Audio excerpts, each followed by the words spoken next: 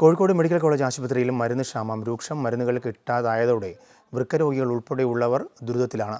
സ്വകാര്യ ഫാർമസികളെ ആശ്രയിക്കേണ്ട ഗതികേടിലാണ് ഇപ്പോൾ. നിർധന രോഗികൾ കുടിശ്ശിക തീർക്കാത്തതിനെ തുടർന്ന് കമ്പനികൾ മരുന്ന് വിതരണം നിർത്തിവെച്ചതാണ് പ്രതിസന്ധിക്ക് കാരണം. 8 മാസത്തെ കുടിശ്ശിക നൽകാതെ മരുന്ന് വിതരണം നടത്തില്ല എന്നാണ് കമ്പനികളുടെ തീരുമാനം.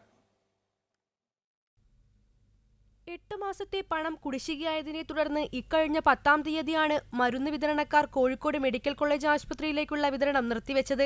ജീവൻ രക്ഷാ മരുന്നുകൾ, ശസ്ത്രക്രിയ ഉപകരണങ്ങൾ എന്നിവ വാങ്ങിയ ഇനത്തിൽ 75 കോടി രൂപയാണ് മരുന്ന് കമ്പനികൾക്ക് മെഡിക്കൽ കോളേജിൽ നിന്നും ലഭിക്കാനുള്ളത്.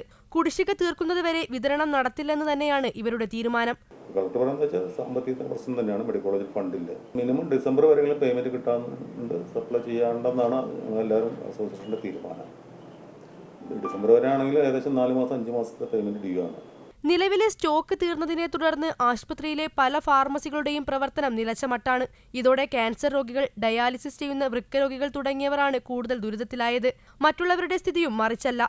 മെഡിക്കൽ കോളേജിൽ നിന്നും മരുന്ന് കിട്ടാത്തത് കാരണം പുറത്തുനിന്നും വലിയ വില കൊടുത്ത് മരുന്നുകൾ വാങ്ങേണ്ട അവസ്ഥയാണ് പലർക്കും. 4 മരുന്നാണെന്ന് ഇപ്പോൾ ഡോക്ടർ എഴുതിയത്. അതിലിപ്പോൾ 3 എണ്ണം ബാക്കിയായിട്ട് 1 കിട്ടിയത്. ബാക്കി ഇനിയിപ്പോൾ 3 എണ്ണം പുറത്തുനിന്ന് പോയിട്ട് വാങ്ങണം. ഇവിടെ ഇല്ല. ഒരു മാസത്തേക്കൊക്കെ എഴുതും. 2000-2500 രൂപേനും മരുന്ന് ഒക്കെ പുറത്തുനിന്നാവില്ല. എന്തൊരു മരുന്നൊന്നും കിട്ടില്ല. പിന്നെ പുറത്തുനിന്ന് മേടിക്കുകയാണെങ്കിൽ ഒരു ദിവസം 100 രൂപ വെച്ചിട്ട് മാസം 3000 രൂപ മരുന്നിന് വേണം. ഇപ്പം ഒന്നും അത് പണിയില്ല. ഒരു മാസത്തിൽ 2-3 ദിവസം പണികൾ, പിന്നെ പണിയില്ല. അങ്ങനത്തെ വേറെ പ്രശ്നങ്ങളാകുമ്പോൾ ഭയങ്കര ബുദ്ധിമുട്ടാണ്. പ്രതിസന്ധി രൂക്ഷമായതോടെ വിഷയത്തിൽ രാഷ്ട്രീയ പാർട്ടികളും രംഗത്ത് വന്നു.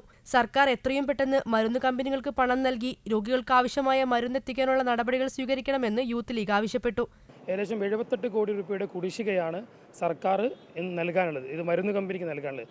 ഇന്നു മുതൽ കോഴിക്കോട് മെഡിക്കൽ കോളേജിൽ ഡയാലിസിസ് എന്ന് പറയുന്ന സംവിധാനം നിലച്ചു കഴിഞ്ഞു. ഇനി പുറത്തുനിന്ന് അതിന് എക്യുപ്മെൻറ്റ്സ് വാങ്ങിക്കൊടുത്താൽ മാത്രമേ ഡയാലിസിസ് സംവിധാനം ഇവിടെ നടക്കുകയുള്ളൂ. മെഡിക്കൽ കോളേജിനെതിരെ ജില്ലാ കളക്ടർക്കും പരാതി എത്തിയതോടെ കഴിഞ്ഞ ദിവസം ചേംബറിൽ യോഗം ചേർന്നിരുന്നു. ആരോഗ്യവകുപ്പിനെ പ്രശ്നം അറിയിക്കുമെന്ന് കളക്ടർ മരുന്ന് വിതരണക്കാർക്ക് ഉറപ്പു നൽകിയിട്ടുണ്ട്. അതേസമയം 14 മാസത്തെ കുടിശ്ശിക തീർക്കാത്തതുകൊണ്ട് സ്റ്റെന്റ് വിതരണം ഈ മാസം 31-ന് നിർത്തുമെന്ന് കമ്പനികൾ ആശുപത്രിക്ക് കത്തു നൽകിയിട്ടുണ്ട്. നടപടിയായില്ലെങ്കിൽ വൈകാതെ അതും നിലയ്ക്കും. അമൃത ന്യൂസ്, കോഴിക്കോട്.